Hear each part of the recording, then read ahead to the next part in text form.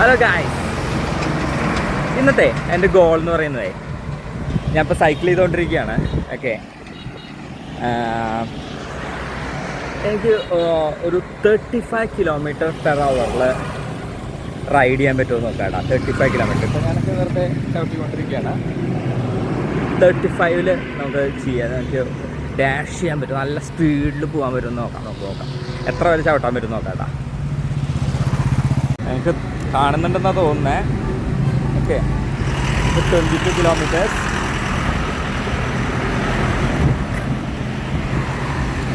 25,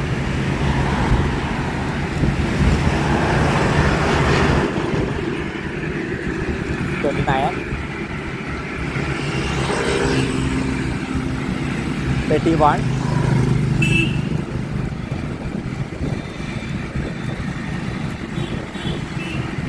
35 ആയോ? 35. എനിക്ക് 35 ക്രോസ് ചെയ്തു, കുഴപ്പമുണ്ടായില്ല. ഞാൻ വിചാരിച്ച പോലെ അത്ര ഇതില്ല, അച്ചീവബിൾ ഗോളായിരുന്നു. അപ്പോൾ നമുക്ക് 40 എത്തുമോ നോക്കാം. ഓക്കെ,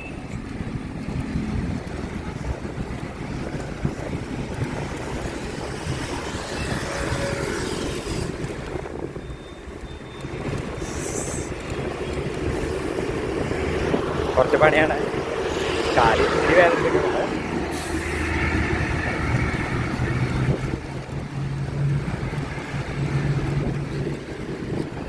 റോഡ് പറ്റി നോക്കണ്ടേ ഞാൻ, ഏതെങ്കിലും വണ്ടി അത് അവിടെ പറ്റില്ല, കുറേ വണ്ടികൾ വരുന്നത്.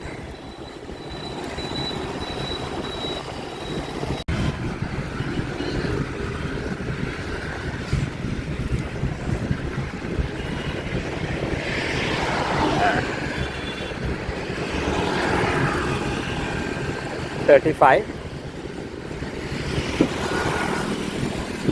$36, $37, $38, $39. Yes.